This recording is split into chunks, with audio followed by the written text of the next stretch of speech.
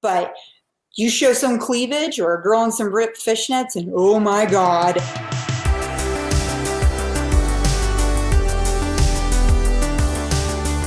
Hey, how's it going, everybody? Portable Trevor here, and today we have a very special guest. She has a dance group called the Cherry Bombs, and I'm going to let her explain it. I feel like she'll have a better description. Please welcome Alicia Taylor. What's going on? Hi, thanks for having me. No Um, problem. yeah, I own a dance group, performing group called the Cherry Bombs, and we're like a dance cirque type cabaret variety show that only performs to rock and metal music. It's the best way I can describe it. It's really something though that you have to kind of see to get. Even the videos don't really do it justice, but when you're there and you see it, you're like, ah, okay, I get it. So yeah, just it's a mishmash of a lot of acts, a lot of talents, all to the best music in the world. So So why rock and roll? Why not like hip hop or any of these other genres? It seems like you're really akin to like metal.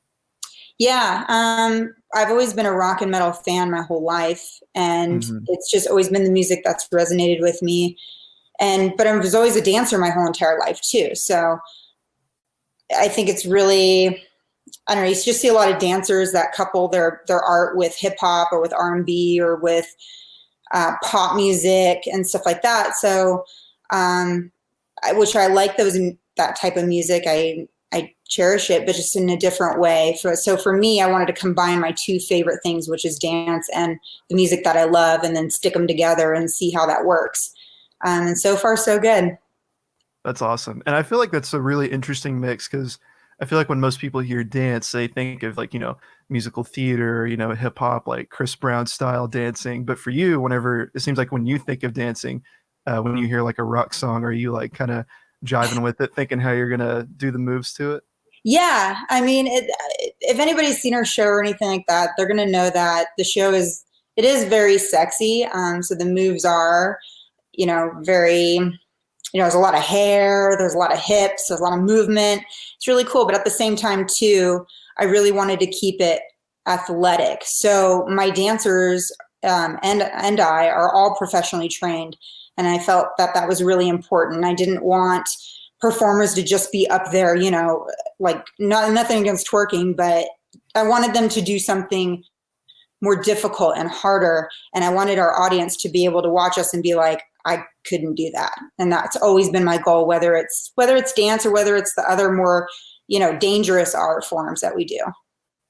Yeah, and so my roommate Nathan, who travels with you guys to Yeah. film, shout out to Nathan, you rock. Thanks for being my roommate and teaching me about film. But I've actually edited a couple videos for you guys, and it's just amazing what you guys can do. Like, so if you guys haven't seen their show, it's phenomenal. It's not like just dancing. It's like there's fire and they're sky high in the air doing all these crazy flips and everything. So like, how did you think to do all that instead of just typical like moving your body? You incorporated uh like fire and like these sky dances. Well, I'm definitely not the first one to come up with it. There have been groups before me, way before me. I mean, like decades before me doing this. Hmm. But all these other groups, and there's been groups after me too. But all these other groups that I had seen, there was something that was missing to me that I kind of wanted to do a little differently. I wanted it to be a true combination of the two, right? So I wanted, mostly you see dance or groups like this that are heavily dance based, or you see groups like this that are heavily cirque based, so like the Hmm. aerial and the fire. But I never really saw a group that combined the two of them equally, in a way that they balanced each other out. So they were just as strong in one area as they were in the other. And so that's what I really wanted to create, so that everybody meaning the audience, got the best of both worlds. So that was something I really wanted to focus on. And I really wanted to hone in on my audience and select music that I felt that they would really like. So what we ended up doing was changing our show all the time, because we would play, gigs at like bike rallies. And so I would choose rock and metal music that I felt, the bikers would like more. Or when we went on tour with Buck Cherry and Blackstone Cherry, which isn't too far off of what we were originally doing, but I chose songs that were a little different for that. And then when we went on tour Stone Sour, I flipped it and changed all the music to something I felt that audience would like. So it's been fun to kind of, manipulate the show in different ways to cater to what audience we're going to be in front of. And it keeps us on our toes too. So, and keeps things really interesting. That's cool. And that sounds intimidating because like, I feel like for, a band to, or like just a traveling band to be like, all right, guys, we're going to change up our set. That sounds intimidating. And let alone like dancing. Like, so how do you do that? Well, it is. I'm thankful and very lucky that all of my performers are really professional and they know everything that they do front to back. Because there have been many times where we've walked into a show and I'm like, oh shit, and we have to change it right then and there. I can't tell you how many times when we go on tour, when we're on a different city or a different venue at each stop, we will walk into the venue and look at it, and it is something different than what was advanced, prior to arriving there. So sometimes we walk into a venue and we're like, oh shit, we can't rig here like they said we could, or we can rig here like they said we couldn't. And so all of my performers are so amazing and so professional that I can be like, okay, guys, we're throwing this in, we're doing this. And they're like, all right, we got it. They're so well rehearsed. I mean, we used to rehearse 2 times a week, every week, year round, gig or not, didn't matter. And that's how dedicated everyone was. And it really kept us, fresh and on top of it. And I could even flip the music like right when we got there and they'd be like, all right, we got it. And it's really rad to have that kind of commitment, What's the most like last minute change you've had so far? Fuck. Honestly, okay, so our first tour was with Buckcherry and Black Century, our first actual national tour. And I remember calling their tour manager, Buckcherry's tour manager at the time, and being like, hi, my name is Alicia, and we're going to be touring with you guys. Just want to, let you know what we are because we're kind of a different act. This is what we are and this is what we do. And I sent him some videos and he's like, what are you talking about? You have a show? And I was like, yeah, we have a show. And he's like, I thought you guys were just like going to go dance like in between the bands to house music. And I was like, what? No. So he was like, I don't have any time for you. And I was like, okay. So I like let it simmer for a second. And I was like, okay, well, like, let's circle back in a week and game plan this. Cause there's already like 3 bands on the bill at the time. So first show day comes around and luckily it's in Atlanta, Georgia, up there at, what's that venue? 37. It's an old venue. I think it closed down. 37 Main. The Masquerade? No. It's up in Alpharetta. Oh, I think I know what you're talking about. I don't know the name. Okay. So it was like a rock venue that popped up, and I think it might be closed now. But we had performed there before, and so they were really familiar with us, luckily. So the tour manager walks up to me, and he's like, listen, you girls can have 5 minutes, you can have 10 minutes, or you can have 12 minutes, and that's it. And I will be the one to tell you which set you're going to do on which day. And I was like, okay.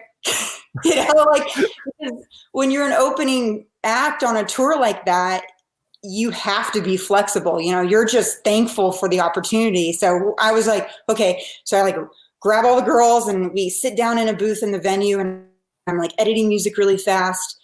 And I'm like, okay, here's our 5-minute set and here's our 10-minute set and here's our 12-minute set and that's it. But we had a 30-minute show planned. And, oh man. And, I told the TM, I was like, okay, so he gave us a 5-minute set that day. And that was enough time to do 1 dance and 1 like really short fire eating routine because it was a smaller venue. Mm-hmm. He was like, you can't do fire here. And I was like, yes, we can. Like we've advanced. Part of our act. It's part of our act. Yeah. And he was like, it's dangerous. And I was like, trust me. And the venue owners, luckily by the fucking, I don't know, the universe just aligned and they were like, we know the cherry bombs, they're good. Let them do their fire thing. They've done it here before. We trust them. So the team was like, okay, so it's our time to go up for a 5-minute set. And And we go and we do the damn thing. And the TM comes up to me after and he's like, holy shit, I get it now. You're like Broadway. And I was like, yeah. Sure. Yeah. He's like, I got it. We're going to help you. We're going to make this happen. So I was like, okay. So the next venue we get to was like in Washington, D.C. or something like that. And we could rig there. And we were like, yes, there's beautiful theater, super high, like 30-foot ceilings, I think it was. So my aerialist Connie was like, yeah, I get to hang. And the TM was like, no, you can't do aerial. You know, same thing. It's dangerous. And so it was like every show we had to prove ourselves, you know, and what we could do and what we were capable of to kind of earn our stripes, I guess, and earn the trust of people in this industry. And yeah, so I mean, it was a fight the whole way, but you know, being able to think on our feet like that, it's worth it, you know? Yeah. Somebody commented at 37 Main Buford. Yeah, that's it. Yeah. Yeah. Nice. Yeah. Thank you. Yeah. Actually, that's my dad. So what's up, Dad? Oh, hi, Dad. So you do this like crazy show, and or is it hard to like book your venues since your act is so different? It's not a musical act or anything. It is, but you're not playing instruments or anything. Yeah. No, it definitely is tough because, you know, like I said, when we first started, we were really flexible. Like we just wanted to play any venue that we could. We didn't care. We'll work with it. If we can't do fire, fine. We're going to give you a badass dance and aerial show. If we can't do aerial, you're going to get a badass dance and fire show. If we can't do anything, if we can just dance, you're going to get a badass dance show. So we really, you know, worked at it that way. But now that we're a little more established and a little bit more well-known and people know what to expect when we come in their venues, and not only that, our audience is a little more used to us and the things that they see on YouTube and stuff. So that's the thing that they're expecting to see, right? So now we've kind of shifted and I've moved us to where if we can't do our full show, meaning all the acts, I don't want to do the show anymore because I want to be able to give that audience the thing that they're expecting to see. Mm-hmm. And so right now that's really important to me. So luckily I got teamed up with a badass agent and he knows all the venues across the country and what they're capable of. And so when we booked our tour that isn't happening this, you know, in May, we're able to go ahead and do everything in all those venues. That's pretty cool. So we're really, really grateful for that. That's awesome. Can you tell me about like, you know, staying in this quarantine because that's like your job is to perform. So you not being able to go on tour, does that suck or how are you dealing with that? Oh my God, it's awful. Yeah, it sucks. I mean, and I think it rings true for everybody, really. We're all missing the things that we love to do if that means they're being done outside of our house. So yeah, I miss performing. I miss being in shape. You're not in shape anymore? Girl, I've been eating everything in sight, like everything in my fridge. I'm like, oof, your girl gonna be real healthy when she leaves this home. So I don't think you're alone there because I think even I'm struggling to be healthy. I made my first healthy meal in like 4 days tonight. Yeah, did it have green? Was it green?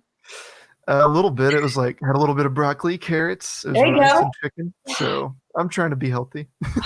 It's not so much that I'm eating shit food. It's more like I'm just eating out of boredom. Like trying to keep busy, but then I'm like, oh, what's that dip in the fridge doing? And I'm just gonna go eat it. So, what are some of your guilty pleasure meals? Oh God. So well right now I talked about this in another interview I did. It's called this bitchin' sauce. And you can get it at Costco and it's made out of all almonds. So it's an almond based dip, which means it's, you know, got a lot of fat in it, but it's so good. And it comes in so many different flavors. But the one I've been eating the fuck out of really is the Chipotle one. You get it with these tortilla chips and you just dip it in there. But there's a Bombay one that's like an Indian flavored one. And if you like Indian food, there's a cilantro one that's really good. There's a hot one that I really love because I love spicy stuff. The original is okay. It's kind of bland, but the Chipotle, the hot, the Bombay, and the cilantro are definitely where it's at for sure. So you're all about dips. Oh, I love a dip. Yeah, I love a dip. Absolutely. That's Dip, awesome. pizza, but I haven't had pizza in a while. Corey was buying, I love my husband so much, but he like doesn't do moderation very well. So when he like is into something, he's like really into it, right? So Mm-hmm. he found this chocolate chip cookie dough and he bought like 3 things of it from Costco and they're like massive. And it's the kind of chocolate chip cookie dough that you can eat straight, like as dough. Yeah, And so I was like, what are you doing? Like, what are you that's doing, Dad? dangerous. Oh, it was so dangerous. I tell him, I was like, we gotta stop this because we can't. If it's not in the house, we won't eat it. So let's just not do that anymore. It's like So what have you and Corey been doing for fun to like entertain yourselves? Well, we run around our neighborhood. It's about a mile loop, so we So run you about. are in shape. I mean, in shape, yes, but I don't feel like I look like it. Mm. So, by performing standards, no. Oh, okay. Can I I run got you. still? Yes. So you Uh, guys run. What else do you we do? run. We play guitar together. We cook together. Um, we bounce ideas off each other for the next things that we're working on. So, he's tinkering around with his new book idea and some music stuff and his movie stuff, and I'm working on this new show and things that I want to change about it. What else? We've been watching The Last Dance. Oh, me and Nathan have been watching that. It's so good. We just started it, and before that, we were all about the Obsolete Oddity series on YouTube, and then of course Tiger King, and then Dark Side of the Ring and stuff like that. So yeah, but The Last Dance, man, we just started it yesterday. We finished on the Scottie Pippen Yeah. episode, and so we'll pick back up tonight. But I'm just sucked in, man. It's It's brutal. such a good story. And the fact that they Yeah, have all this crazy footage just makes it better. yeah. Oh, for sure. And I love that they had all that footage from back then, and they're able to show that today. So many years later. It's really cool to give a glimpse into what it was like. Right as they were living all of that through that Yeah, year. me and Nathan aren't even like huge basketball fans, but it's just such a good story. Yeah, That's what like yeah, sucks you in. yeah, for sure. Like whether you dig the sport or not, it's just a great human story of Hmm. this person that's kind of larger than life in every sense of the word. I just, when they were showing video footage of him as like a kid, and the letter that he wrote to his mom when he was in college, Michael Jordan, it was so sweet. And I was just like, ah, what a cool dude, even from a kid. Teenagers generally aren't like that, so it's just really cool. Yeah, like I played soccer and when I was in high school and I was like not driven to do that at all. I was just like, man, I just want to like do creative stuff. And Yeah, like I mean, I was never like the best at everything that I did. So the fact that someone that was the best at what they did and like strive to be the best is just so cool to me. yeah, yeah. I love that too. I always really love that about people when I don't care what it is that you do. I don't Mhm. care if you drive a truck for a living, or if you deliver pizza for a living, or if are some crazy business mogul. I don't care what you do. I want you to be the best at it. Like, to me, that is just the coolest thing in the world, is when somebody takes something that they love and do, or just do, and they're like, I'm going to crush this. I love that. I feed off of that. I just think it's just, and when I'm feeling like sluggish, like I don't really feel like that, tap Mhm. into people like that. And it's really important to have people like that around you. Yeah, and for you, do you think it's better to be the best at something or the most different? Because it feels like that's kind of what the Cherry Bombs is just like you just wanted to do something that was different, and you also seem like you're striving to be the best at it too. Yeah. With the cherry bombs, it really started out as something that I just wanted to do my way. It was kind of a selfish project in a way, Hmm. um, because I have so much love for rock and metal music and a passion for performing that in my own kind of, selfish way, I really wanted to just do what I wanted to do. And then if Hmm. you want to come do it too, come on. Or if you want to watch it, cool. And then whoever wants to be here can be here. Um, and then, the goal kind of shifted as it caught on to, let's be the craziest, the wildest, the most, daring. I want people to be like, what the fuck is that? And so it kind of shifted to that. And so sometimes I think, and I think this is true with a lot of brands and bands and anyone kind of finding themselves in what they do or their art or as a person. You start out one way and you can kind of like, discover different ways and means of going about things. And so you kind of test this over here and see how it goes, or you test that over here, whether it's, a way you go about approaching something, or, from a brand aspect, the way something looks or the way that you market something, so that's all kind of a trial and error process when you're doing something new, kind of like what I was doing. So I think it's a little bit of both. I think you need to be great at what you do all the time. I think when you show up, you need to be the best. When you show up, you got to show up every time, every day. And I also think you need to constantly be evolving and adapting to things that are new and coming at you, and trying new and pushing new boundaries, and trying out new things, ever evolving. Yeah, that's rad. So you have a documentary series called Girl Gang, and it like kind of documents everything that you guys do. And again, shout out to Nathan because that series rules. So tell me about doing that documentary series, and I also want to hear about because you say you started out as a cheerleader, and you kind of were like tired of it, so that's what like made like inspired you to do the Cherry Bombs. Was that like rebellion? Kind of. I probably got the story wrong, but I. No. No. When I definitely Cherry Bombs was definitely like a spark out of that. Hmm. And I like that you use the term rebellion because it definitely kind of felt that way. Hmm. When I was a cheerleader, we were very controlled.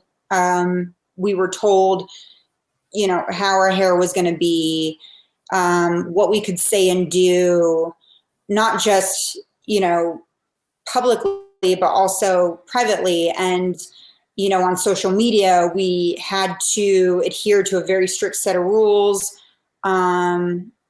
It was just a lot of rules. However, when you go into that, that, and you sign a contract that says all those things. So it's not a Hmm. surprise. So I loved it for what it was. It was really great. I made lifetime friendships out of that. But after 3 years of it, I was like, you know what? I can't do this anymore. And shortly after I left, I noticed there were a lot of lawsuits popping up between cheerleaders and the organizations because apparently a lot of other cheerleaders at the time were feeling the same way. Hmm. You made little to no money, and you were expected to, be at their beck and call year round all the time. So it's definitely, not for the lighthearted as far as dedication goes. You have to be extremely dedicated to it. It does, though, open up tons of doors for you. It teaches you invaluable things I carry with me today, in regards to business and how to conduct yourself in certain situations and stuff. So there are things that I'm very grateful for. But I just don't, the way I felt about it was like, I have one mother, I don't need two more. So to me, I just wanted to be a little more rebellious, like you said, and be like, you know what, I'm going to do whatever the fuck I want. And I want to do it in my way, and I want to have a lot of fun, and I want to take care of my girls. I want to be able to pay them. And, you know, I just want us to be rad and have fun and have a blast and do what we want on the road, man, you know? Yeah, that's awesome. And what would you say, like you said you like learned a lot of valuable things. What would you say is like the most valuable thing you learned like while you were a cheerleader? I'm still like really old fashioned in some ways. Like I send thank you notes. I know that's so No, lame, I think that's awesome. but like there's a part of me that really believes in you know, being polite. And I think we've lost a lot of that kind of decency Mhm. in the way that we talk to one another and the way that we treat one another. So it's really important to me to show people that I work with that they matter and that I'm grateful for the opportunity, rather than it's something like I'm owed, or, you know, I'm here, so here I am, you know? And so I think that's something like as simple as like a thank you note. And that's why like when people buy my merch, I also send thank you notes in my merch. Like I handwrite them, That's because awesome. I think it's important to make people understand that you appreciate things. So yeah, stuff like that, you know? What are you gonna do when you just get like a million merch orders? Are you just gonna like do a million thank you notes? Yeah, so I'm kind of there. I haven't pushed my merch during this pandemic because I don't feel right about pushing like things, non-essential things, when everyone's hurting, you know?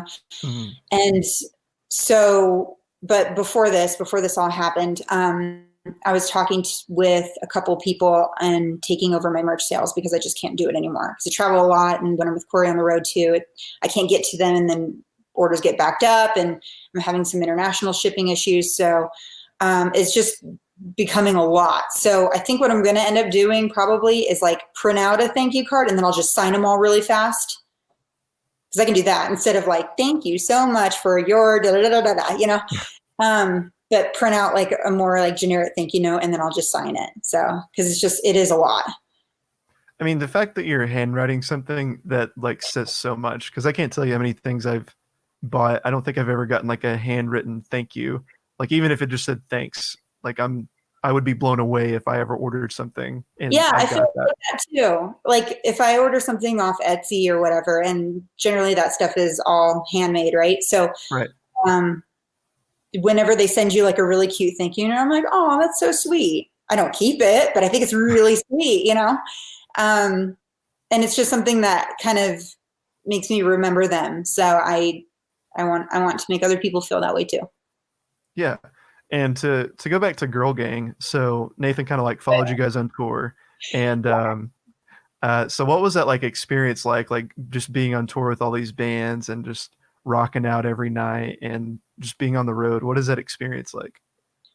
It's fun. It's a blast. Tour is like, you know, the goal. I think for Mhm. really any act or band, tour is just fun, because you get to bring your show to a new city every night and new people every night, and you get to check out new cities and see what's around town, and get a feel for different people all around you. And I think that's kind of what we're all after as traveling artists, right? Mhm.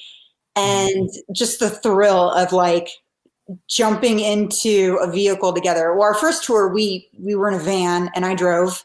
We had no crew. It was 6 girls, 1 van, and we just hopped in and we just hit the road, and it was hard. Not a lot of sleep, a lot of shitty hotels, but like that's what you do, right? Like that's, you Mhm. gotta earn it. Um, and the bands that you travel with, they really do become like your road family, because you're around each other every day, you're on each other every night.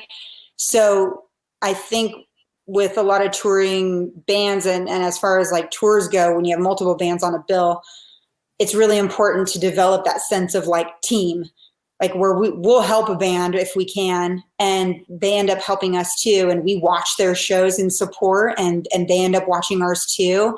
I've heard of tours happen where bands don't even talk to one another at all during the entire run. And I think that's so, bizarre, but I mean, I guess people don't want to socialize. That's fine. But we're so like, hi, we're the Cherry Bombs. Nice to meet you. We want to meet. We want to know the people that we're working with. We want to say hi. So, yeah, it's so much fun. And I mean, I don't know if you've ever like performed before. Are you in a band or do you?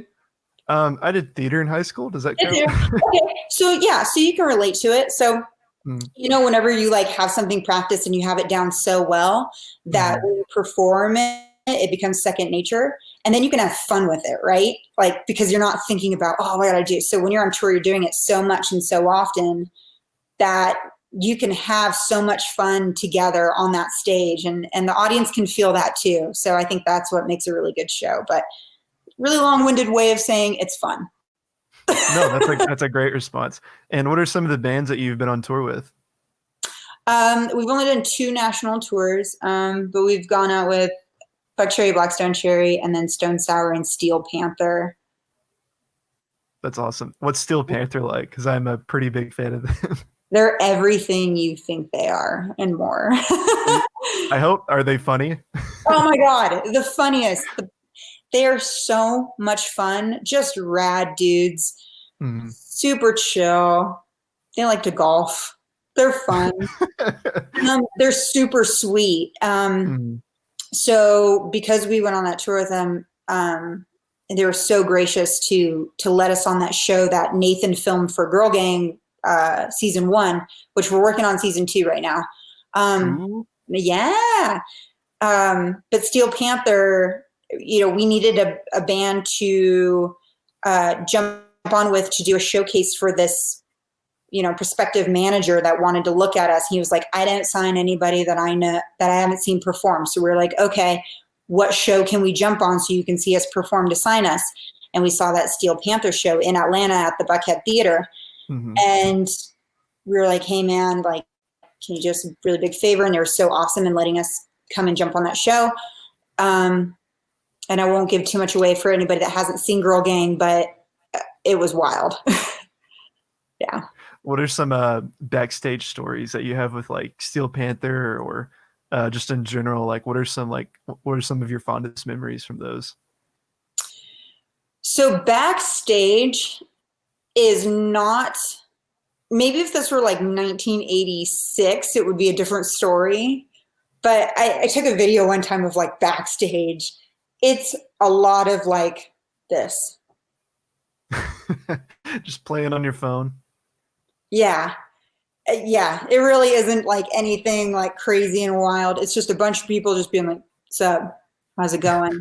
Oh, is that celery and ranch? Thanks. Or I need a mirror space. Can you like scoot over so I can curl my hair? I'm sure Steel Panther sounds like that too. But it's like it's really not like this crazy wild thing.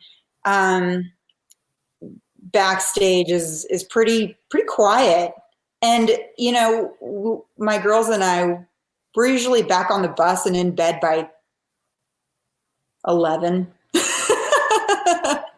We're like that adult life. We're tired. Yeah. Oh yeah. Well, I would be too if I did what you guys did. Right? Yeah. Like we're like, fuck, man, I'm exhausted. Plus, I don't know. I'm 35. I can't hang late at night anymore like I used to. How many shows a day would you say you could do, or how long could you perform before you're like, okay, I'm done? Like, what's like the longest that you would do before you're like, all right, it's over? You mean like hang it up, like retire? No. Like in one sitting, like just do like one like huge one performance. So, okay, so yeah, a lot of times with people who book us, they're like, hey, can you do a 3-hour show? And I'm like, can you run around your coffee table for 3 hours? Because that's what that's like. So what we do is so physical. I mean, we're moving, we're like rolling on the ground, we're coming up. And then if we're not on that stage, we're like frantically changing really fast to get back out there and do the next thing. So, there's no point in time where anybody's like on stage just standing there like looking around. So it's exhausting. With that said, I've had to create an hour and a half show to do a headlining run, which was the run that we were going to do in May. It was our first headlining run ever. So I had to do a proper hour and a half show, which is really hard for a group of, I had it written for 8 performers, and that's a lot. So I try and give breaks in rest, meaning like I'll have 5 performers on stage and then 2 are in the wings or 3 are in the wings to wait. And then those 5 come off and then those 3 come on, or maybe 2 go on. And then the one who's been resting for 2 numbers now can come on. So it's a lot of like, finagling and figuring out the flow of everything. Cause you're like, okay, can I give this girl an adequate time? Is she going to be doing something really dangerous coming up? So she needs to be well rested and not tired or muscle fatigued in order to hang, 30 feet in the air. So, or is she going to be eating fire so she can't be out of breath because that's dangerous. That kind of thing you have to just keep in mind when I build a show and I'm moving people around. So yeah, an hour and a half is so far going to be our longest show, and we'll see how that goes whenever we get to it. So like music is a really important part of your show. Like how do you like pick the songs and like what dance moves to do with it and everything? Like what's the process of, actually putting together a show and being like, I want this song here, I want to close with this song. Like how does that happen? Yeah. Well, generally I take the audience into consideration. Like when we open for a band, I take that audience into consideration and I build the show based on what I think that audience would like to hear. Mm-hmm. With our headlining run, it's a little bit different, right? So, because we're the headliner, so it can be whatever we want. So when I was building that show, I was like, okay, what kind of, I like to use the word texture a lot when it comes to music. I like music or shows that have, it goes like this, like it comes out with a bang and then it comes down a little bit and then it comes back up. It's kind of like a movie, right? And then it'll end on like a nice high note with a bunch of stuff going on at the end. So I think about songs that have that kind of feel. But what's been interesting with this new show that I'm building is it has a storyline.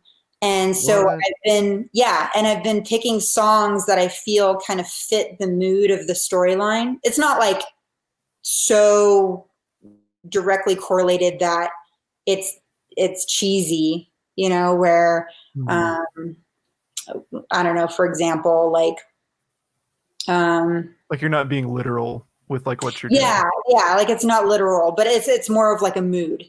So when you're watching it, you're like, oh, okay, I get it. So so that's been an entirely different thing for me and challenge for me as a producer in building this kind of show where I'm like, okay, here's my storyline, and I wrote it out in an outline of what's happening throughout the show and how it ends, and now what music would pair well with what's happening on stage. So, and then we go in our lab, which is a dance studio, and we make the lab. Yep, go in the lab, and we create a visual experience for you to convey that storyline that I wrote. Nice. And what kind of songs do you guys play or dance to? In this new one? Yeah. It is. Or can you give it away? Yeah. Honestly, you know what? I haven't even told anybody what the storyline is. But this show, I wanted it to be for people who are just a rock and roll fan. Like if you're just a fan of rock music, I hope, I think you're going to really like the show. It has things like the Blasters in it. It's got Rob Zombie in it. It's got Metallica in it, and kind of a funky twist with Metallica. It has Rammstein in it, so some heavier stuff. And it's got a really cool mix of the Sneaker Pimps Spin Spin Sugar in it. So a kind of little bit of a throwback feel. I was listening to some Tom Waits the other day, and I think I'm going to throw a Tom Waits song in there. So I'm really excited about that. So yeah, it's just a weird potpourri, if you will, of rock music all over the place, and I love that. It's really interesting. I've never done anything like it, so I'm really excited. It could be a total failure, but I doubt it. From what you, I've seen, I think you're capable of anything. yeah, yeah. That's Um, cool. but So you is it a collaboration with all of your girls, or is it mostly like from your head? No, this one's from my head. Well, yes and no. Um, so I came up with this theory, this whole storyline, and I wrote it all out. And when it comes to the individual pieces, like the actual choreography, I'll team up with other people and we'll all create stuff together. Or, with like my aerialist Connie, I'll tell her what I'm looking for and what kinds of moves I'm looking for, and she'll show me options, and then we like pick it together. So at a certain point, it does definitely become a collaborative effort. But starting out, I'm kind of just figuring all out and all the map work of what I want it to look like, and then we go from there. So, and I love collaborating with my girls because they're geniuses. Like everybody is their own genius in a different way, and I love like hearing new ideas and them when they contribute, they're more invested in it and they feel like they have more fun with it because it's not somebody just being like, hey, you have to do this and you have to do that. Like they feel like, I did this because I helped, and so I want people to be proud of it too. So, and I want to listen to their ideas as well. That's Yeah. cool. So was your girl gang, were they like your friends, or did you like have them audition? Like how did that go? Girl gang, my girl gang is always changing. I kind of have Mhm. a rotating group, if you will, Mhm. because I've had a roster of girls that have come and gone. Some have stayed, some have moved on to other things. Um, so how I book a show is that, I have this show in mind, and then I send a blast email out to everybody, and I say, here's the gig, here's the pay, here are the skills that I'm looking for. I need like this many dancers, or an aerialist, or pole dancer, or fire artist, or here, this, that. And then they start shooting emails back to me. I'm available. I can do this. I'm here. And then I, work the show out based on who's in it. Some shows that you go to where it's these girls, and then some shows will have different girls in it. Um, when I moved to Vegas, I really wanted to hone the company in more. So right now I'm more focused on Las Vegas, residents to be in the company, because I found that it was really hard to do gigs with people spread out all over the country. Because what was happening was we weren't able to rehearse together as much as we were when we were all located in Atlanta together, right? Mhm. So then one girl moved over here, and another girl moved over here, and we're all over the country.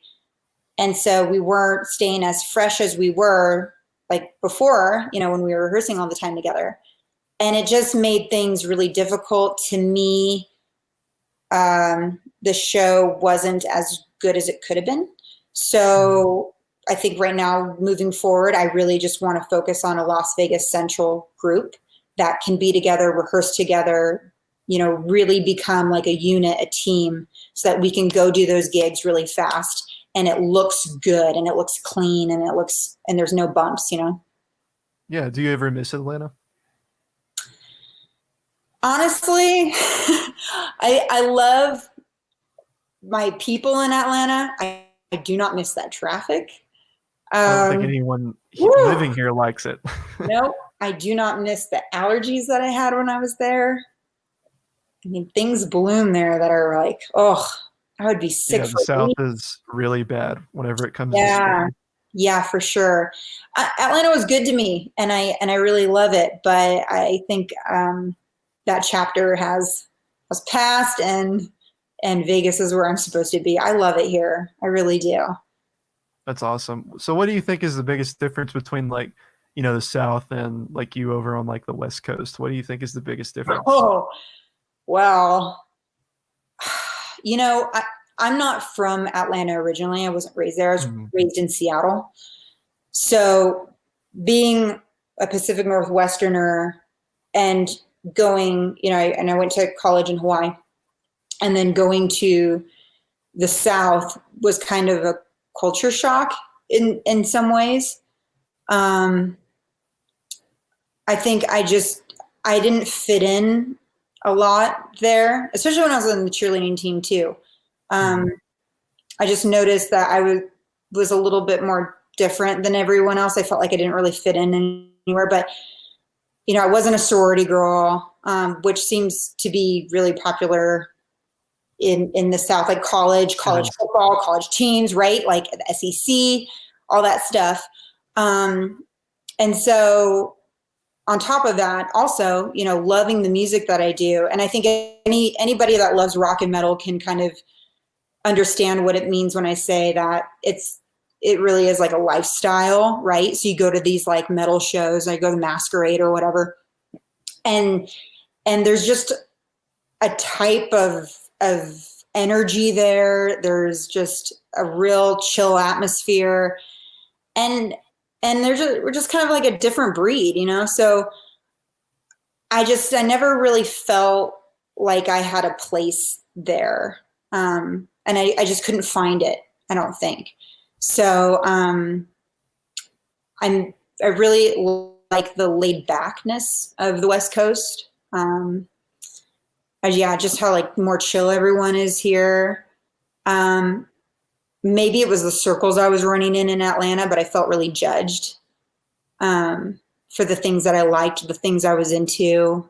Like I always had the most tattoos on the cheerleading team. I always had to cover them up, so they were like a bunch of like little ones all over me. But when I left cheerleading and I started working on my sleeve and I dyed my hair red, people were like, "Oh, is Alicia on drugs?" Or, "Should we add her to our prayer list?" And so it was just I just felt like there wasn't really a place for me there, So, Mhm. but yeah, so it was just time to move. But yeah, but like I said, I still have friends there. When I go, I still find all my favorite restaurants. So What are yeah, some of your favorites? Because I'm love still Tin. looking for some to hit up. Well, Tin Lizzie's, come on, so I've good. not been there. You've never been to Tin Lizzie? So tomorrow actually marks my 1 year here in Atlanta, and I still have Oh, not like ventured out, I feel like. So whenever the quarantine is lifted or whatever, which it is here in Georgia, but I don't think we should, listen to. That's a whole different topic. yeah. But I need to find more restaurants. Yeah, no, go to Tin Lizzie. Go check out the Porter down in Little Five Points. Okay, Vortex. It's really good for I've been burgers. there. I have been there. Okay. Um, yeah, just all those little. There's a Mexican restaurant that my friends and I used to always go to called Cielo Blue down there in Smyrna, and it's really, really, really good.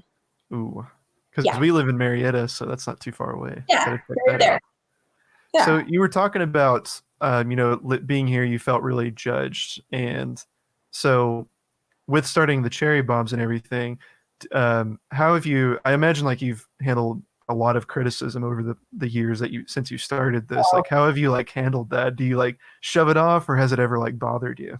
Oh my gosh. Well,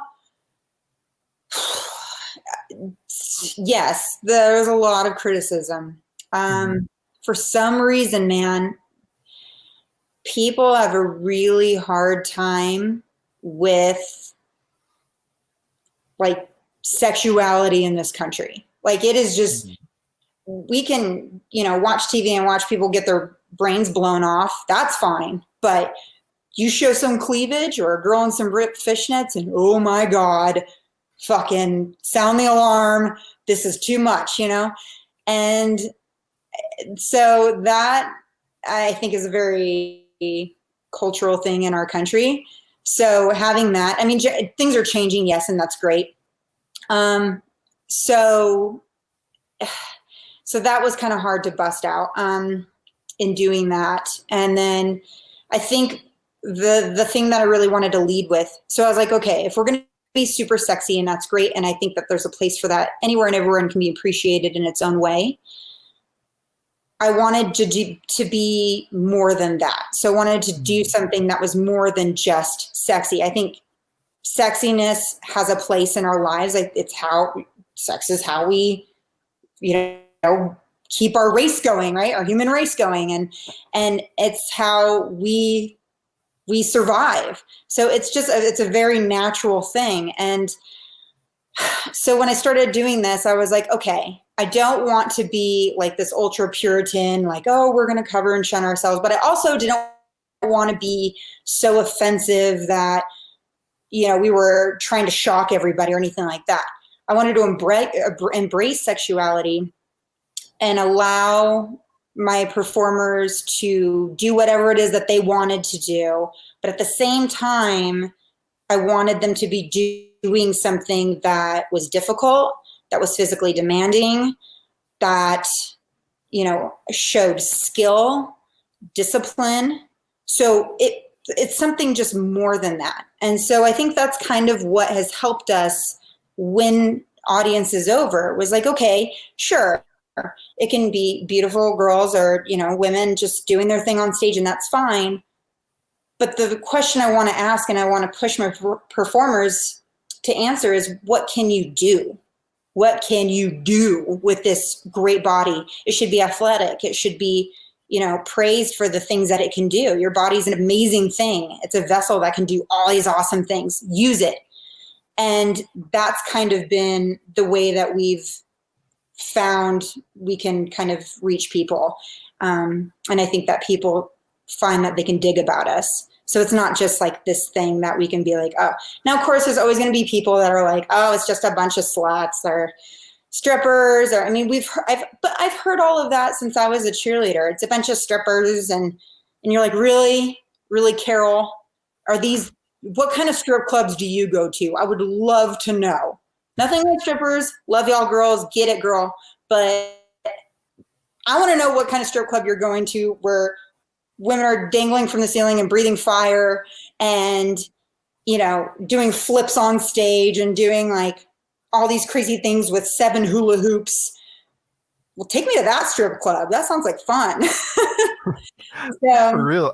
I think what's funny is like, you guys are doing all these crazy stunts, and instead of people going like, wow, people are going, how dare they? They're wearing fishnets. Right. And you're like, really? That's what you took from it? So it's when you take a step back and you look at it for what it is, I think the thing that you have to realize, and I've struggled with it, anybody that's followed me knows, you have to kind of understand that people are going to see you the way that they want to see you. So if, Charlene from the Finger Lakes wants to see me as this big old slut, then that's how she's going to see me. And it doesn't matter what I do. It doesn't matter what I say. That's how she wants to view me. And so that's her problem. So battling that with what I do hasn't really been difficult. I think it was much harder for me when I got with Corey, and then it was like in bigger waves. So it wasn't just like what I do, then my character was being attacked. And that was a really tough thing, because my integrity is something that's really important to me. So being accused of, being a user or being with somebody for gain or gold digger or just, the list goes on and on and on, sucks, because you're like, fuck you, man. You've never even met me. And it's one person is fine, but when it comes in like giant waves, like as it did in the beginning, it was really tough, man. Yeah. So what did you do during those times? Did you talk to Corey about it? Yeah. He's always been really great and supportive, and he's always listened to me. And I think it's been hard for him because he's dealt with it for 20 years. And so to him, it's like, it wasn't anything new. He's used to criticism, and he's used to people talking shit and all this stuff. And so for me, it was a very new thing to have it happen to the degree that it was. So it was like this big change. And I think it was kind of hard for him to relate, but he would listen, and he was always a good shoulder to lean on, and he was always really understanding. And so, yeah, it was tough. And, I went to therapy over it. I Really? left social media. Yeah. I was like, it was such, it's hard to explain. It's like a very isolating feeling. But I had to kind of figure out how to cope with all of that just coming in like I said, in those big waves. So, but yeah, I left social media for, I don't know, a few months, because it was so bad. But Do you think that helped, or do you think you needed that break? Yeah, definitely. I definitely needed that break. And you see it with other people. I mean, hell, you see it with, regular everyday people, not just public figures. You see people be like, I gotta unplug. I think that social media has taken away so much like social decency from people that people now feel like they can say whatever they want, do whatever they want, and there's no retaliation, or there's no repercussion for that. Whereas before, back in the day, you talk shit, you get hit. And now anybody can hide behind a keyboard. And I'm just not talking about like from my experience is a little different. It wasn't just like, oh, you suck, or you're ugly, or you're fat, or you're slut. Like, that's fine, whatever. I was more talking about like, I've had people create multiple accounts over and over and over and over, like over 50 accounts, over 75 accounts, like the same people, and they just don't give up. And then they go after my family, they go after my friends, they go after people I work with, they go after my dancers and tell them not to work with me. Like, the shit's wild, man. So yeah, it's just really bizarre. So that's really what did it. And I really needed to like take a step back. I figured, okay, if I go away, then they can't do anything. There's nothing for them to do, right? Mm-hmm. They're not wrong. They still kept at it after the people that I love. And so I've had to really just, tell my friends and family to just ignore it. And, they're annoyed, but they get it. And just kind of, let it happen. It sucks, but I mean, what are you going to do? Mm-hmm. That's just so wild to me that somebody would go, like, have you ever made just a social media account? It takes like at least 5 minutes out of your day. So like 70 times 5 minutes. And that's just baffling to me that somebody would work that hard to go after you and your family. That's like on a different planet, that type of behavior. Yeah. Yeah. And it by no means is, typical. Like, it's very few and far between, but I'll never understand it. I will never like understand that mindset. I don't think I've ever even like left a shitty remark on like anybody's page. Now that I think about it, like, I don't go to like Kim Kardashian's page and like, oh, you fucking whore, blah. Like, I don't know. It's wild to me, that kind of mentality. I don't know. I've gotten one negative comment in my entire life, and it was in middle school when I used to upload my old YouTube channel. And it's still like, sometimes I'll like think about it and I'm like, I still have no idea what that guy meant. But this dude commented and said, "You're gay, say Keth." I have no idea what say Keth is. And it just said, "You're gay." And in middle school and in the South, like, that's a huge insult. So like, it was just Right. like, what does this mean? But other than that, like, I've never gotten that, so I can't imagine what you're going through. I mean, well, okay. So like, there's some that Honestly, the best way I found to cope with it is you got to joke about it. Like you just got to you just got to laugh about it. You got to find some humor in it. Mm-hmm.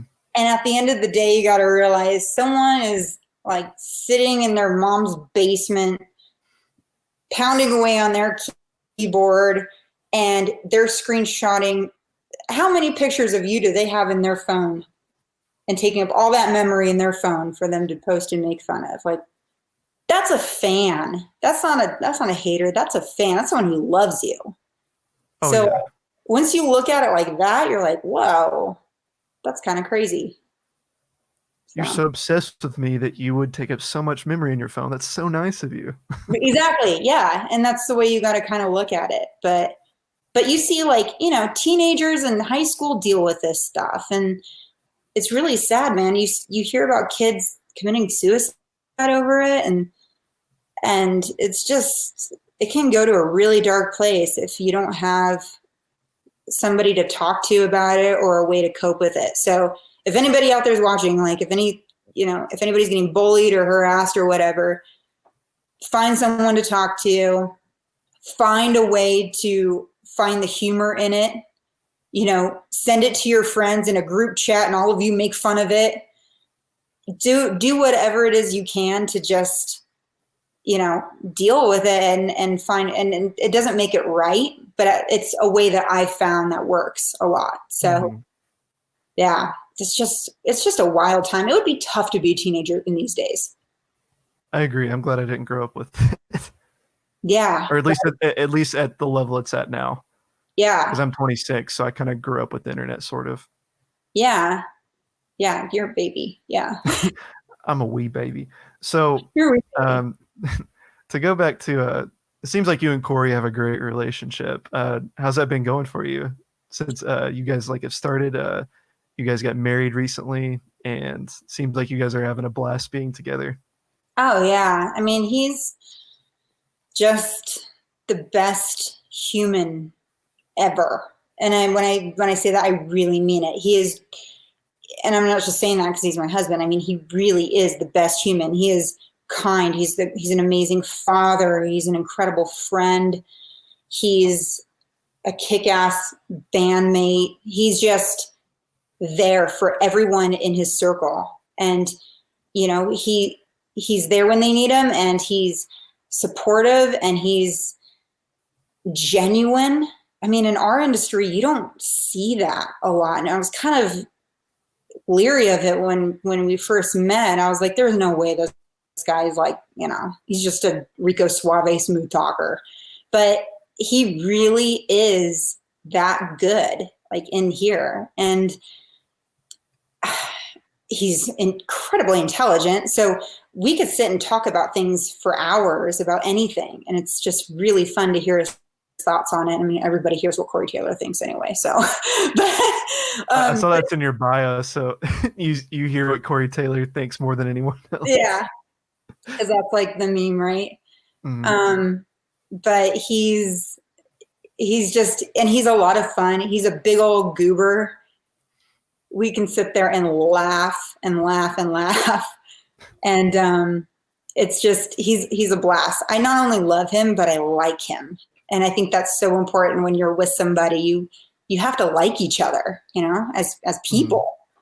So, yeah. That's awesome. How did you guys meet? I feel like you may have told this story 100 times on the internet or somewhere, but I've not heard it.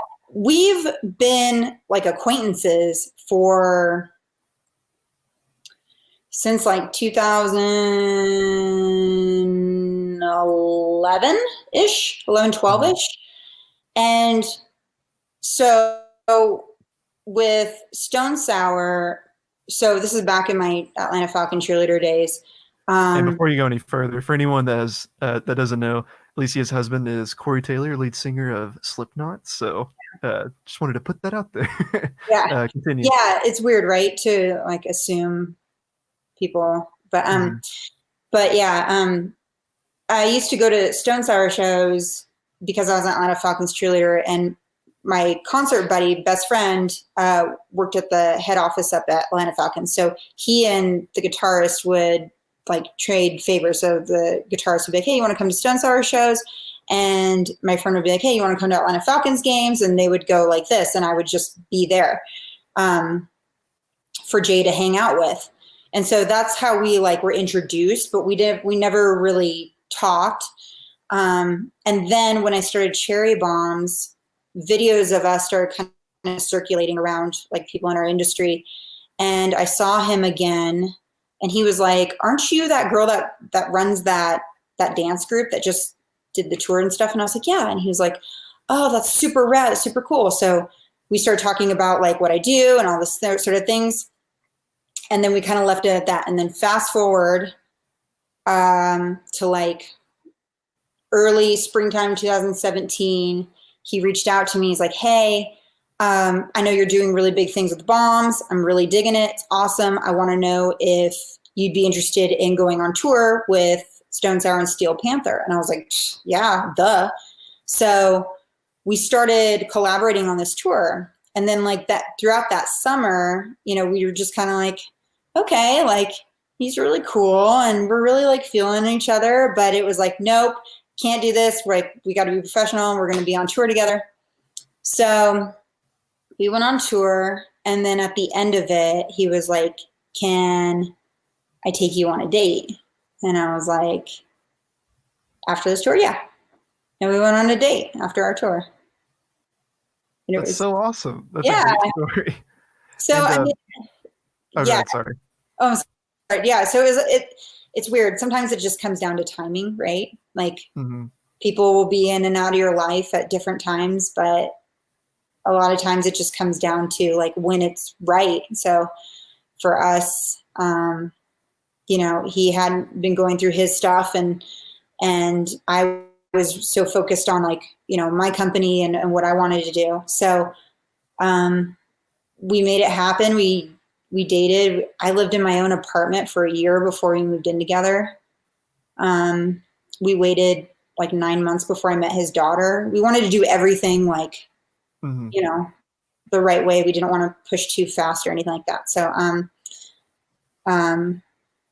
so yeah, we really wanted to take things slow and really, you know, build a relationship, but from a friendship. And that was really important. So, yeah. That's awesome. And you really did feel like it was like really good timing at that point for you?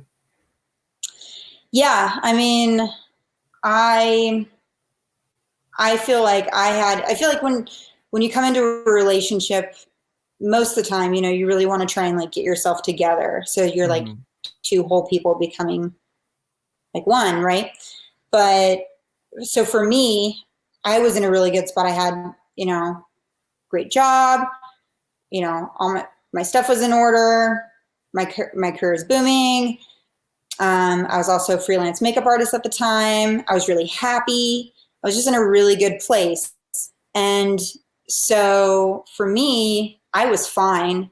He had, you know, his own stuff that he was really, and I think that's why like during that summer when we were first kind of like flirting with one another, the timing was not right at all. Like he, you know, was going through a huge depression. And for those that, you know, follow him, you know, you can read about his interviews and things like that. He's definitely an open book about that. And he was really needing to like find himself. And so he took the time to like, you know, I need to work on me. I need to do this for me. And then really kind of hone that in. So like during like the first part of our tour, we really didn't talk at all. We really didn't even like see each other at all or anything like that.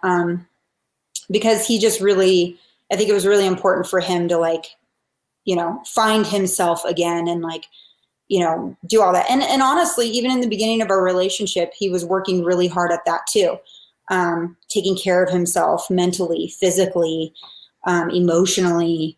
And what I told him at the time was that, you know, it may not be great for you to jump into a relationship right now, but I'm telling you that you need to do the work for yourself but I'm also telling you that you don't have to do it alone. Like, I'm not going to do it for you. I'm not going to do any part of it. Like, you're here, but I will be your cheerleader and I'll be here for you.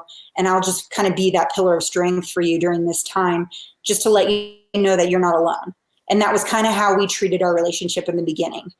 So I think that's what really worked out. And, you know, as time passed, I don't know if you've ever gone through like a really big, crazy depression or anything like that, but when you feel yourself come out of that, I mean, you can see it. It's in your skin, it's in your face, it's in, you know, it's just your friends notice that you look so much better. You know, you become so much brighter and lighter to be around. He definitely achieved that for sure. And he did a great job. I mean, he worked his ass off for his happiness, you know? That's awesome. And something else I kind of wanted to talk to you about. So, I'm very open on this or on this show about this, but I started the show because I wanted a way to improve my self-esteem and my confidence and just being able to talk to people. And Really? you seem like a really confident lady, uh, and you're just like a badass woman on stage. So like, what do you think is like the key to like, you know, achieving confidence? And because I feel like that's also an important part in, you know, relationships and friendships and stuff like that. I think one of the best ways to gain confidence is to know yourself, like really know yourself. Like, who am I in here? And what are my values? And what are the things that are important to me? Once you have those things like figured out pretty well, and you know, it's clear, it's your actions become easy, right? So if you know, one of my biggest things is my integrity. It's something that's really important to me. So it's a no-brainer for me to do things that I feel are the right thing in that time and moment, even if it's uncomfortable. And I think when you do things that you find are uncomfortable, it helps you cope with that and it makes you a stronger person. Whether that's being honest about something that maybe you're kind of embarrassed about, or maybe it's, you know, asking a question that you feel like might be too much, or maybe it's sharing how you feel about things. And that's another thing too, is allowing yourself to be vulnerable and know that it will be okay. Because I think that's like a really hard thing for people, right? Is to be Mhm. vulnerable. And that's what Absolutely. causes, yeah, it causes people to like do this and blah, blah, blah. And that can really take a hit on your confidence. So, you know, practicing like with small things at first, maybe it is something like speaking up and saying something, or sharing how you feel about something with a friend that may be an uncomfortable conversation. And then when you realize that allowing yourself to be vulnerable with other people around you builds, you know, trust and relationships with people, then you feel more confident in who you are as a human. You can kind of be like your true authentic self. And once you know your authentic self, man, the sky's the limit. Then you're like, and that's hard too sometimes, right? Like, people are like, oh, do what you want and fuck what everybody else says. And that's true. But getting there is tough. So practice doing things that you love to do. I'm a huge cheerleader of, hey, if you're not hurting yourself and you're not hurting anyone else, do whatever the fuck you want. You know, leave people alone. So practice that, because that's a tough thing for people, I think. Yeah, and I'm a true believer that no one should go through this life comfortably. Like it's great to be comfortable in life, but like I doing the show terrified me because like, you know, just talking in front of people, and I told you I did theater in high school and that Yeah. horrified me, but it was a way for me to put myself in uncomfortable situations so I feel like this is helping me like find myself and everything because I'm Right. able to like talk to people and conversate and just get like different perspectives on life. Like I've learned a lot about you and like the way you look at the world just from, and we've only been talking for an hour and 16 minutes. Do you feel like the more that you do this, the easier it's getting? Oh, absolutely. Like Okay. Yeah. I like and I'm not trying to toot my own horn, but like a lot of my guests that have been on here, they're like, "Hey, that was a great show. I felt really comfortable with you." And I was like, "Good. That's kind of my goal. Like, I want it to feel like a conversation. Like I'm inspired by people like Joe Rogan and this guy Sam Jones that does a really cool like behind the scenes kind of show. And I don't know if you've heard of it. I think it's called Off Camera, Yeah. but that's kind of my goal is just to have a chill conversation. Like I'm not trying to be these huge publications like that do interviews. I'm just trying to be cool and have it feel like you're listening to some friends have a conversation. Yeah, I think that's really rad. And you are really good at Thanks. it. Like I would never Thank you. guess that this was something that you struggled with because it does take practice and it is kind of weird, having a conversation with like the world watching and, you know, what do Hmm. they say? What do they think type of thing. But I mean, you're you and that's all you can be. Right. And so once you own that, then you're good. And the people that love it will be there to support you and cheer you on. The people that don't like it, they can just go click on something else. Yeah. And another thing that I think helps is like this is live. Like I could totally record this and just put it on YouTube, but I don't cut anything. Like nothing is cut out unless someone just says something super stupid and ridiculous in the show. I put everything on YouTube, and you've not said anything dumb, so I'm gonna post it. Good. Thank you. I appreciate that. Yeah, totally. Um, but yeah, so I try to keep the show around an hour, and we've definitely like soared past that. But like this is like I've had a great time talking to you. One more story I'd love for you to talk about is Yeah. um, so you guys did a show in Mexico, Not Fest, I think it was called, and it Mhm. got completely shut down. And it's just a wild story, and I'd love to hear your perspective on it. Yeah. So yeah, Mexico City, and we're on stage and we're performing, doing our thing, and it's a sea of people, right? It was like 45,000 people. You can't, in crowds like that, you can't really see what's happening. It's just a sea of humans. So um, we got off stage, and security came up to me and was like, "Hey, I'm just letting you know that a barricade broke and we're going to have to stop the show until it's fixed. But we don't know what's going to happen. We don't know when it's going to start back up again. But I'm just making you be aware that the barricade broke and people are just coming to the front of the stage in droves from, because I guess there were barricades in between certain ticket holders and other ticket holders. So like if you paid a certain amount, you could be closer to the stage. And if you paid another amount, you were a little further away from the stage. And so that's what broke. And then all these people were just rushing. And it became like a safety issue at that point, right? Because all these people are bum rushing the stage and there's no way of stopping them. And they're super stoked and excited. So they're trying to figure out how to fix this barricade. And I send my girls back to the hotel because Corey was performing later, and I decided to stay with him. So I sent my girls back to the hotel with our security. And there was like a long time passed. I want to say like over an hour or something like that passed. And you could tell, you could feel it in the air that people were getting restless. And nobody went on stage to tell the audience like what was happening. Nobody went on there to be like, hey,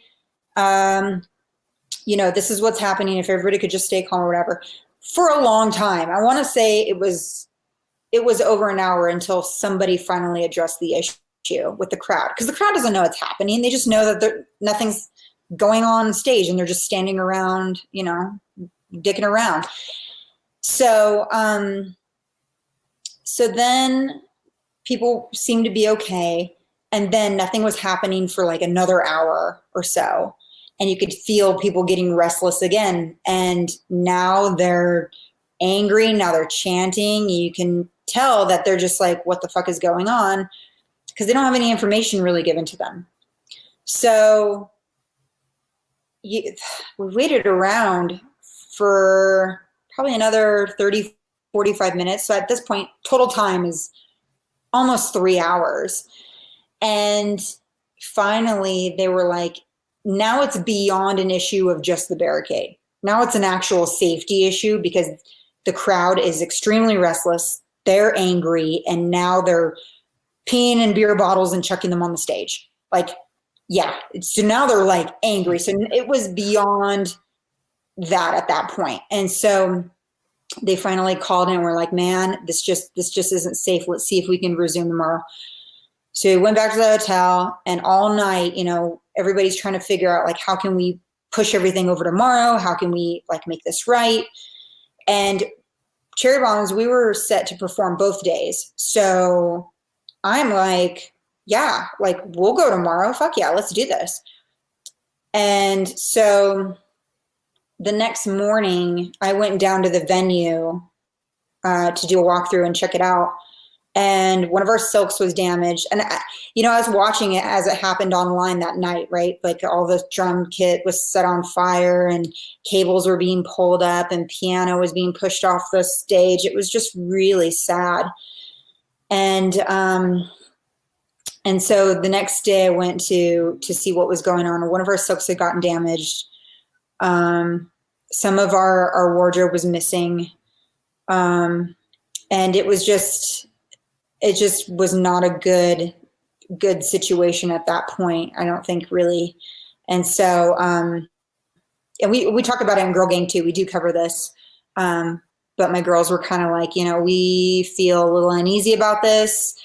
And so that's all I needed to hear. Whether or not, like, I was ready to go perform, if any one of my girls feel uncomfortable, I'm not going to make them do something, that they don't really want to do. So, so I said, fine, we'll go ahead and can it too. So, so we canceled, unfortunately, but I'd love to come back to Mexico because the people are amazing. They're great. Killer audience, man. Unfortunately, just a few people can ruin it for everybody. And that's, I think, what happened. That's insane. I can't believe, like, I would be pissed if I bought a ticket and just, like, a couple people decided to be stupid. Yeah. I mean, it sucks, especially when it's to that extent that it can, stop a festival like that. But, unfortunately, just a couple of reckless people can change everything for everyone, and everyone else suffers. So it sucks. So don't be a dick. That's the moral of today's story. Don't be a dick. Yeah, that's it. Well, Alicia, I'm going to end the show with us going through the comments, and then I'm going to have you plug in all your stuff. All right. So let's go through the comments. Let's see. Actually, let me go over here. Lots of hi, Alicia's. OMG, Alicia, so beautiful. You're amazing. Rock and metal are amazing. You need to visit New Jersey. Yes. Hello, Alicia from Montreal in Canada. Hey. Hello to the Queen. How's Corey and Scrappy doing? Good. I got Scrappy right here. Oh, let's see him. I gotta see him. Oh. Here's Scrappy. Yep. Happy. Chunky. Happy Scrappy. Happy Scrappy. How old is he? He's 5. Oh. He's 5. And he's a rescue. And he's like the best dog ever. What a cutie. Yeah. He's cool. More You're So Beautiful's new book. Did you say you were writing a new book earlier? No. Corey's working on a new book. So. Yes, Corey is. Yeah. Do you like Metallica? I do. And one of my new solo pieces is to a Metallica song, so I'm really excited. Yeah, you mentioned that earlier, so that answers that question. Do you ship to Australia? I do. Right now, I've been having really weird issue with international shipments. Items haven't been making it to people, so I've been trying to change to a new format for merchandise. And I think I'm going to go through DHL now so that we have actual confirmation of it getting to the right hands. So, but yes, we do. Nice. This guy says, Bruh, Alicia Taylor, as in married to Corey Taylor. And then I guess I answered it, and then it said, "Okay, thanks for clarifying." He like wandered in here. He's like, "Who's this?" I like to think so. Let's see. Here's a story. My sister worked at a hotel behind the desk. The whole band Stone Sour stayed in the hotel on the tour, and she said they were the nicest guys ever. So I visited her at work and got to say hi. It was really neat. Aw, they are. Nice. They are the nicest guys. Really? Yes. Do you work with any meanies at all? Do I work with any Yeah. meanies? Or do I run into meanies? Um, like as far as like artists go? Sure. Is there There's anyone you were just like, uh-oh, she like one time we were opening for this band and the singer of it like stopped at our dressing room and he was like, "Hey girls."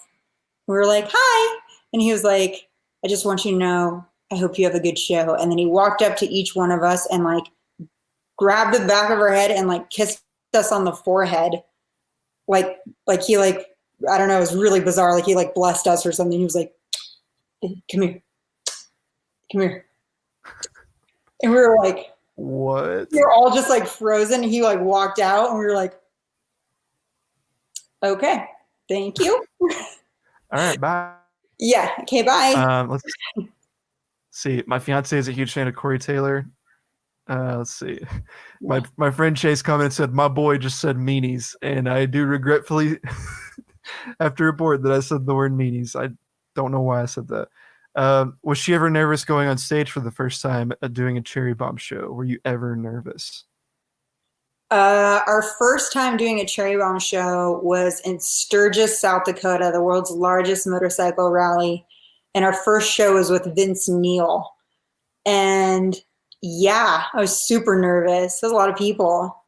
And it was rad. But yeah, it was fun. Nice. Yeah. Let's see.